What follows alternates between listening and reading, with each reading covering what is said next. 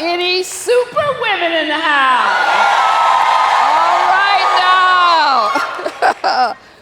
Are you guys having fun?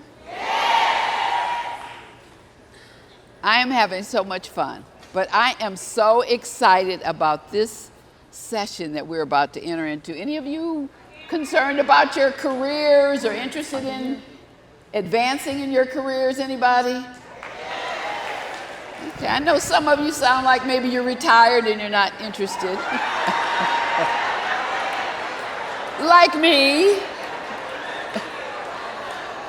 But this is an awesome session, and you need to get ready to take your career and your purpose to the next level. Yes, we want to talk about this session is going to be led by our speaker, renowned speaker, leadership coach, career strategist, and self-advocacy expert who has dedicated her work to helping professionals, especially women, break barriers, own their voices, and step boldly into their own purpose. Does that sound like something you're interested in doing? With an impressive background in corporate leadership, talent development, she has worked with Fortune 500 companies, coached top executives, mentored countless individuals on navigating career growth, confidence, and strategy. She has been recognized for her expertise in workforce innovation, leadership development, and championing unrepresented talent in the workforce. So whether you're looking to advance your career, transition into something new, or step up as a leader, she's here to equip you with tools that can make that happen. So get ready to take notes. You got your pencils and paper handy. This session is going to be a game changer. Amen. Yeah. Help me welcome Miss Devika Brij.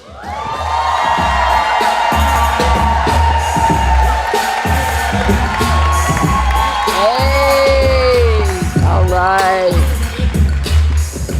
But listen to this. Pastor Taffi is going to join us in this discussion. Help me welcome Pastor Taffi. Woo!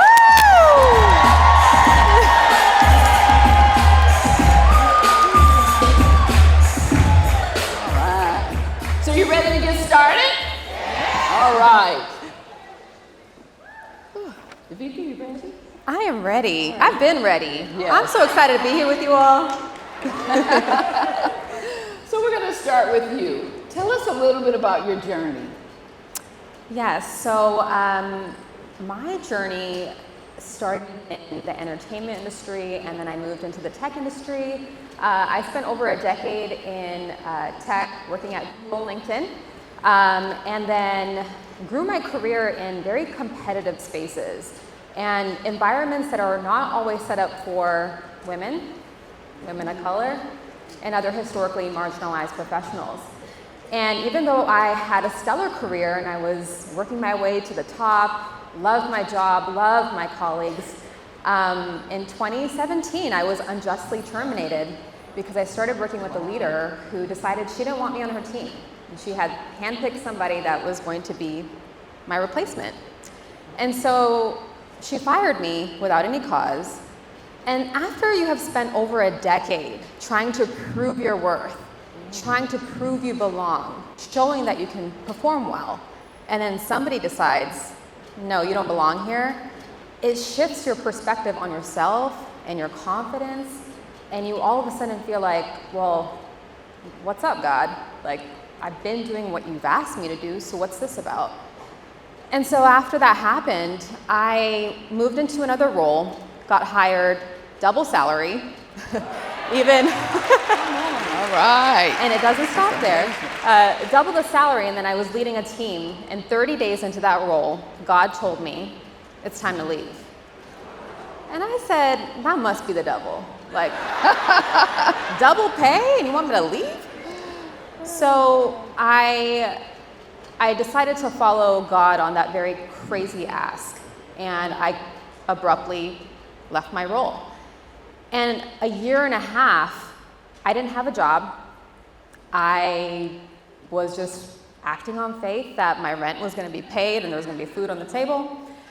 And in that time, the Lord started to show me that my experience was very ordained, because I started to unpack not only that experience of being unjustly terminated, but the experiences of my peers and the people I had helped that were going through challenges and didn't know why they weren't advancing in their careers, even though they were so worthy of it.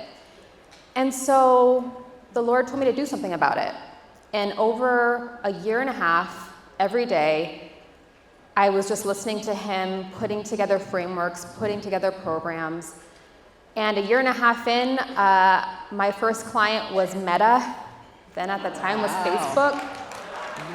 And Bridge the Gap was born from that, and today I'm the CEO and founder of Bridge the Gap. I work with companies like Meta, thanks, glory to God. I work with companies like Meta, Nike, Pinterest, really big brands, but companies hire me to train their employees, train their leaders on how to create the careers that they desire and how to navigate challenging times in the workplace for their career growth and advancement. And so that's what I get to do today. Wow. I love that. Isn't that awesome? That's amazing. It sounds like what the devil meant for evil. You guys can finish it, right? Yeah. And I've often heard, see the treasure in every trial. It looks like you've obviously done that. Yeah. So you work with individuals and leaders, and we've kind of seen why you were led to advocate for those that have been, kind of hurt in the workplace. I can attest to that. Yeah. What common challenges do you see when it comes to professional growth and that self-advocacy? What are some of the issues when we're faced with that? I think the two themes I see often comes down to silence and self-doubt. A lot of us, and I'm going to speak in the context of women, right, and especially women of color, we are terrified to talk about our achievements. We feel paralyzed every time somebody asks us about what we have done well, and that doesn't serve you in the workplace. Because I can assure you, with my experience and now working with really large companies who have great workplace culture for the most part, nobody's going to say, Pastor Taffi, today, tell me 20 things you did well, and I'm going to take that information and I'm going to talk to this senior leader and you're going to be promoted. It does not happen. So you have to be comfortable really elevating the good work that you're doing, having relationships with senior leaders who are the decision makers of your careers, no matter what you all do. I know we have different professions kind of represented in this space today, but it's really important that you take accountability for your good work and don't just assume that it's going to be noticed and then rewarded. So self-advocacy and everything that I teach really is about how to do that in a way that feels organic. Because a lot of people feel, hey, I'm bragging, or am I being seen as conceited? Am I overstepping? But I can tell you that if you are not operating in that way, then you are cheating yourself of big career moves and eventually your livelihood, your salary, the things you use to have the life and the livelihood that you want to have. So self-doubt and silence are the two themes that I see often. That's good. Now, when it comes to those things, your accomplishments, is that something you recommend to jot down? Because there are some people who are starting businesses and maybe not in corporate per se, but and can easily forget about maybe the things that have been successful in their business or things that they've done. So what does that look like on a daily basis? So no matter if you're in business, maybe you're an entrepreneur, or maybe you're working a quote-unquote 9 to 5, it's really important for you to track the good work that you're doing, and especially the work that you're being measured on. So what that looks like is, in my book, I teach the concept of, a one-on-one or a leadership conversation guide. And essentially what you're doing is you're looking at the role that you're in today, or maybe the role you're trying to move into, and you're asking yourself, what's expected of me? So maybe that's pulling up the job description that you were hired for, or the job description of the role you're trying to go into, or if you're an entrepreneur, maybe the line of business that you're in, you're moving into or currently operating within. What do you need to be known for? And that is how you lead the narrative with your leaders when you're having performance evaluation conversations, on your LinkedIn profile, when you're writing about yourself. You need to drive what that narrative is, and it should be on your own terms. Something I notice that women do often is we allow other people to tell us what our skills and strengths are. We rarely take inventory about, well, what does it mean for me and what do I want to be known for? So I'll tell you a quick story because it's not always in a malicious way. It could be in the best way. I was working at LinkedIn, and after 4 years of a specific role, I wanted to move into a more senior position, and I had a manager at that time who was amazing, like fellow woman, singing my praises, all of the good stuff. And she would tell all the senior leaders, hey, Devika's really good at customer service. Devika is really good at meeting her sales quota, because I was in sales at the time. All of the good things. But I knew if I wanted to move into that senior role, I needed to be known for not only having great relationships with my clients, but being able to have, relationships with executives and C-levels. I needed to be known for not meeting my quota, but exceeding my quota, right? So I had to have a conversation with my leader and say, thank you so much for all you do to champion me. I feel so honored that you do that. But can we actually work together on the narrative that's being presented about me? Because as you know, I'm moving into this role soon, and when the opportunity comes up, I want to be seen in that light, right? So it doesn't always have to be someone talking about your strengths and skills in a malicious way that doesn't align with you. Could that happen? I've seen it. But often it's people who want to champion you, but you're letting them lead the narrative for you. That should be coming from you, out of your mouth, with your discernment and your wisdom of how you need to be perceived. That's good. That's really good.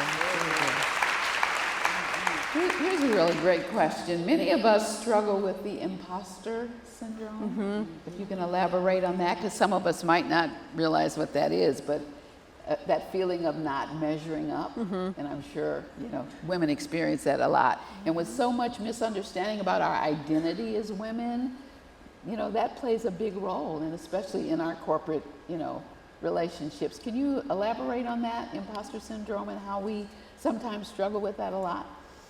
Yeah, so you described it perfectly. It is exactly what you said, not feeling like you measure up for that role you're in or that opportunity that you have. And it is a topic that comes up often in my line of work, but I also wish it wasn't, because what people fail to realize is that imposter syndrome, even though it feels like you're the only one going through it, I promise you, most of the population does, and especially women. If you were to Google some of the people that you admire the most, you're going to hear stories of them feeling like they were not cut out. They didn't measure up for the opportunity that they were in. It is a human experience. And I love being in this setting because I don't have to speak all corporate-y. I could just keep it real with my sisters today. But if you are feeling like you can't measure up to what you're supposed to do, isn't that the biggest tool the enemy has towards your purpose and where he's calling you to? I know for me, when I still struggle with it, I'm not gonna lie, but when it was more prevalent, that's when I felt like if I had really just sat down, backed off of what I was pursuing, what was I holding myself back from that God needed me to do? The environments that he needed to position me in, the people I needed to bless. Because it's not just about you. It's about the people that are coming up behind you. It's about your children and your nieces and your nephews and the neighborhood kids and all of the people who are looking at you, no matter what it is that you do today. They're looking at you. And so if you get caught up in this, I don't feel like I can measure up or do it, well, open up your Bibles. Every single person that the Lord called to do something really big did not measure up. Exactly. We look at Moses, and the Lord was reminding me of his story. He had a speech impediment, and God had chose him to lead his children to the promised land, right? And he was begging the Lord. He was like, not me, please, choose somebody else. Right. And the Lord was so gracious with him that he sent Aaron, he sent other people and resources for him to take steps to follow his lead. And so, if you're here and you're like, imposter syndrome is something that really feels crippling, I just want to remind you that it's part of the human experience. And there are so many people with you in that, but God qualifies you, right? Nobody qualifies you but him. And if you are qualified and you're called, he is going to make every single path set before you. So, Yeah.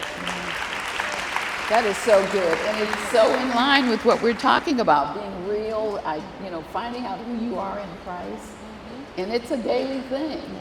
It's a daily thing, and I've seen women struggle with it more because men will tell you who they are and then some. Yeah. But for us, we often have a problem saying, sorry to the men that are here, sometimes we have a problem being that honest. Like you said, we feel like we're bragging, and then when we become Christians, we feel like we're just, we have to be humble, and we can't say, We're grateful, right? I have to be grateful for just this. And yes, we should all be grateful. I think God gives us the portion that we're ready for, right? But he also wants us to have vision for more. So you can be grateful and still reach for whatever is in front of you that, you feel called to. It can exist simultaneously. But I think, growing up in the church, we're often taught, be grateful for what you have. And it, could be misunderstood as don't try to attain more. So. Right, that's so true. I think a lot of times we as women, particularly, you work in like a male-dominated field, you have some, and then some fields you feel unseen. You know what I'm saying? Oh, Or look over. Particularly if it's a lot of men just kind of do their voice up thing. Yeah. And or overlooked. And so it's important to know how to maybe even stand out. We know that God qualifies, but then there's that physical qualification on paper. That resume has the certification that you have to have in order to get the job. So along with the spiritual qualification, also when you get the physical qualification. Exactly. Or whatever it is that you're going after, because that is equally important to be able to stand on equal ground when it comes to leveraging opportunities in the workplace or with your business, being able to compete with other companies that are doing the same thing. So what are some things that can be done to stand out? I know it's where we know God knows us to stand out. Genesis 12:1-2, he made Abraham's name great. Oh, yes. He would be a blessing, so forth and so on. In the spiritual realm, well, what about in the natural? So in my book, I introduced the concept of your KISS framework. KISS stands for your culture contributors, your interests, your strengths, and your skills.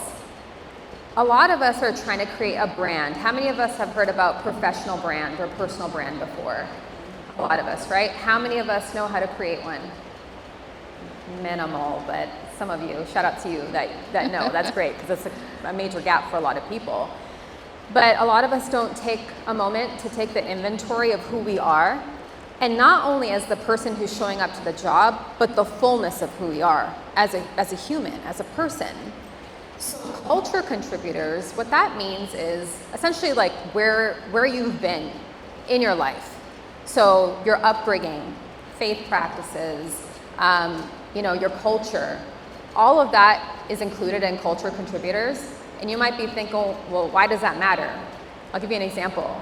I'm the youngest daughter of 3 girls that my mom raised as a single parent.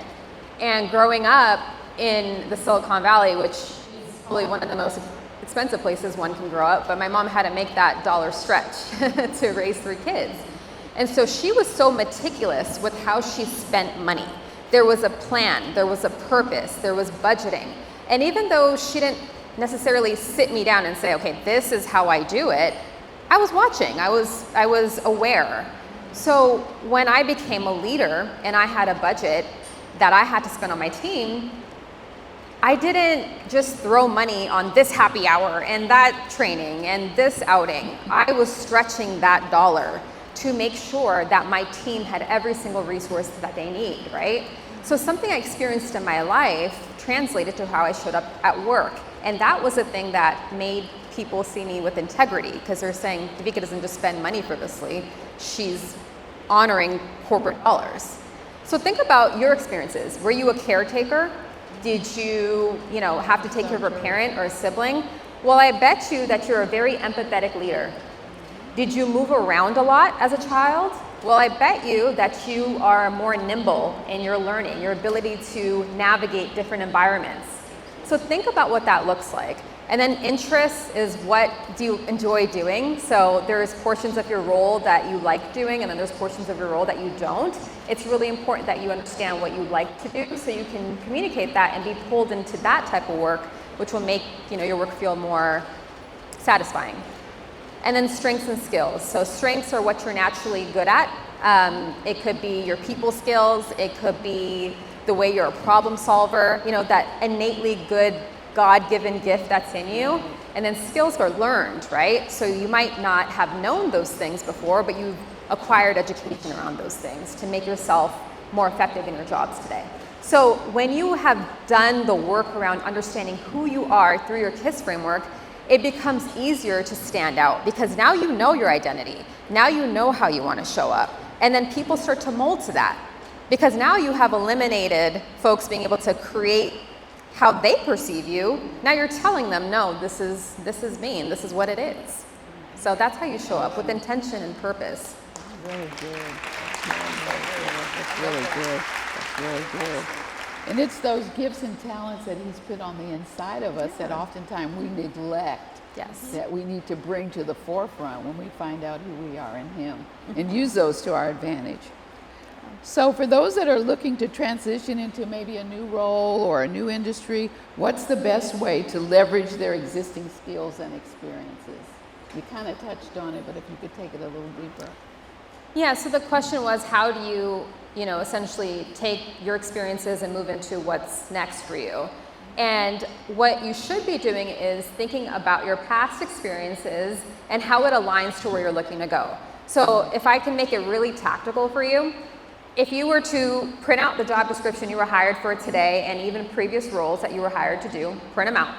Then you print out the job description of where you're looking to go, or that business that you want to build, and then highlight what are the commonalities, because that tells you how you need to be positioning yourself.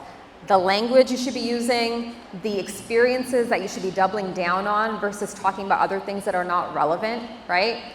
And really remembering that all of your experiences are training grounds, right? Like I could never have told you 10 years ago I'd be owning my own business. Writing a book, I was like, who has time? Who's doing all that, right? But all of the experiences that God gave me and all the things I wanted to solve for is what I'm doing today. We look at David, his training ground was being a shepherd, and then, God moved him to a leadership role where he was able to, beat Goliath through the training ground that he was in before. So we serve the same God, right? That was then, that is now, and we have a blueprint of how he works. It's all laid out. There's no shockers and there's no surprises with him. So think about where you have been, your experiences, what you're good at, what you like doing, and then really highlight those specific things, and then make the dialogue and the branding, your LinkedIn profile, all of that stuff reflect where you're heading. That is so true, and David is such a good example, because he was the least of all the brothers. The least. And ended up excelling and being the greatest among all of them. This is a great question. Pastor Taffi, do you want to add something to that? I'm good. Okay. All right, you may be a boss or a manager or a supervisor, and sometimes bosses can be a factor, as you shared, in holding us back. I obviously experienced a lot of that. So how can leaders and managers create an environment, if you're a boss or a supervisor, that help to empower your employees to get to that next level? That's good. Yeah. One, you have to lead by example. So I think a common misconception for a lot of managers is they think that they're there to rule over people and dictate and micromanage. if you don't have the right heart posture with leadership, that's what it ends up being. I mean, how many of y'all, some people are like, I'm trying to raise my hand, but I'm not trying to put myself out there. Well, we've all experienced it before, and if you haven't, that's amazing. I love that for you. But you may. But you have to lead by example, right? And secondly, you have to create a psychologically safe place where people can have organic conversation about where they're trying to go, or get feedback in a way that doesn't demean them, rather helps them grow. So it's, a lot of my leadership work, it keeps me on my toes, because sometimes they're the worst ones to deal with. They have their set way of doing things. But, if I can bring it back to the way the Lord led, like with his disciples, he was empowering his disciples. He wasn't saying, oh no, I'm the only one to do this miracle. No, let me be the one to raise this person from the dead. No, he was showing his disciples how to move. And when they failed, he was there to, in love, check them, even though sometimes it doesn't read like that in the Bible. I'm like, ooh, Jesus was direct. But that's how leaders should lead, is you have to be in a psychologically safe place for the people that you lead to share where they want to go. And you should be the one that shepherds them there, even if that means you're losing a great piece of talent on your team. We should all have the posture of how do we make people better. And unfortunately, in the workplace, not everybody is ready for that heart posture, and that's why we see a lot of the challenges that we do in workplaces. Yeah. There's a statistic that says that there were, after the pandemic, over millions of people who walked off and quit their jobs. Right. Yeah. Might be some people who are here today who said, enough. I'm not is doing it enough. I don't anymore. wanna do that Right. anymore. And so there are opportunities that can be created. There are all kinds of things now that people are being created as it relates to what the next is. So for determining what that is, some say is based on the things that you decided that you want to get up and work on. What advice do you have as it relates to your passion, maybe what that business or what that next should be, for those who have said, I'm done with 9 to 5, I want to do something else. Mm-hmm. And I know this isn't it. I've had a lot of discussion around entrepreneurship because I think it's really glorified, especially on social media. Everybody's out here building something, everybody's out here doing something, and it's so easy to just compare yourself. So the first step I would say is really get quiet and determine if that's really what you want, because this is a whole different topic. I could lay out all the stresses on a daily basis, and I'm like, who is paying this mortgage? Because things are rough. Like, it's a different game. Working for yourself is harder than being in the corporate place. You don't feel safe all the time, right? And so I would first talk to people who have done it and ask them for not the good stuff. Ask them for everything that keeps them up at night. And ask yourself, are you ready for that? Are you okay embracing those things? Because it's not for everybody, to be honest with you. And then secondly, if you decide that you want to move into entrepreneurship or build your business, you don't have to go full force into it. You can still work your typical job and then, build on the side. I highly suggest that, because when you up and leave, unless you have, the savings that backs you up and you're being responsible about it, then that's good. But you can do both at the same time, and that's how I've guided a lot of people who have asked me about entrepreneurship. I've asked a lot of hard questions, like, what's your bank account looking like? Do you have mouths to feed? Do you have little kids out? Like, what are you doing, right? To just ground them. And then third is, when you do make that move, having the right mentors and people in the space that will guide you with discernment and wisdom. Having the wrong mentors can derail you entirely. And when you are operating, in a place of respect for mentors, like we should have, right? We tend to cling on to their every word, but sometimes they're not guiding you in a way that is for your benefit. Is it malicious? No, it has nothing to do with that. But it's not the way that God wants you to operate, right? So it's really important for you to pray about those things, all of your decisions, but especially the people that you're partnering with, and learning from and gaining their discernment, because the wrong people or the right people at the wrong time can derail your entire path that the Lord has for you. So I keep it real. I'm not going to sit here and be like, entrepreneurship is so great. I love what I get to do, and I love the flexibility, but it has its challenges. So you have to look at it with the full scope versus, I saw on TikTok that person is making it rain and they're having a blast, because I guarantee you there's some other things that they're not showing you. Is this helping any entrepreneurs in the house? Great information. And I like that. Check with more than one, because one friend may be really, really successful at something and the other not so successful. And you want to chase, obviously, and follow the one that's making millions, right? Okay. As we're moving along, the last question, how can people stay connected with you and learn more about what you're doing? You mentioned your book. Is there a podcast or any other resources that you can mention? Yeah, so the book is out. I'll be doing a signing after this. I would love to meet some of you all. And the audiobook is coming out later this spring. I'm recording that now, so that's exciting. But just follow me on LinkedIn or Instagram. I'm at Devika Brij, or you can visit devikabrij.com. I was talking to Pastor Taffi backstage about how my Instagram needs some work, so don't judge. But if you're on LinkedIn, I'm your girl. That's really good. Has this helped anybody? Yeah. Great information. Pastor Taffi, did you want to make some closing remarks? You're an entrepreneur. You've done a lot of different things. Anything you could share? Well, I was just thinking of so many really insightful things that we could just share, but, I spent a lot of time in just wanting and being prayerful just as a leader, because every person is different that you lead and you manage, and I think it's important to be prayerful, particularly people that we have that are managers, directors, okay. Right.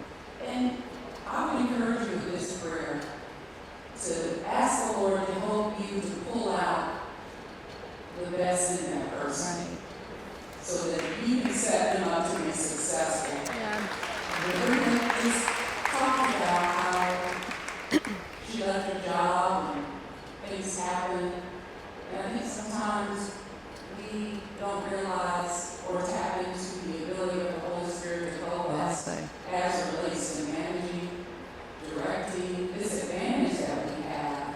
I think oftentimes just in ministry, being male-dominated, music industry, being male-dominated, and just how important diversity is. I mean, diversity will take longer to maybe get to a solution, but in most instances, it is an improvement as the better way. Right. Yeah. Exactly. And so, flattening leadership, being more collaborative, and these kinds of things, they make a world of difference when you can involve people, collaborate with people, and they're buying in. Because we realize in this day and time that people don't want to work 30 years at one point. My grandma, my granddad, and my parents said, they don't want to do that. Yeah. So these are things that we're having to deal with and have had conversations about. So I'm glad we started today with this one. And hopefully we'll have you. Yeah. Mm-hmm. That is so true. Because these days I've interviewed young people in the past and say, where do you want to be in 5 years? And they say, well, I want your job, That's very true. Oh, it's been so. Has this been good? Has there been some clarity and some motivation for you on your job to want to do better or seek other things or decide whether or not you're entrepreneurial or not? Mm-hmm. The other thing I'd say is to work on those gifts and talents that are on the inside of you. and be good at, sharing them with others. And then, of course, letting your boss see those gifts and talents so they can become an advocate for you. Yeah. Do you want to make a closing remark? Oh man, do we have 30 minutes? No, just if I could leave anything with you is don't forget who you are. You are daughters of the Most High. You're anointed. You have gifts and talents He's placed inside you. And I know it feels mediocre, and sometimes it's like you're looking at other people and they seem to have more. No, everything is with intention and purpose, and He has ordered your steps.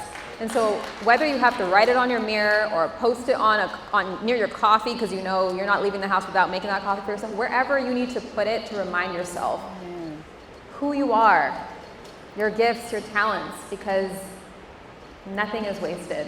So I'm excited for you all. I'd love to meet you outside, but God bless you in your journey. What a great close. What a great close.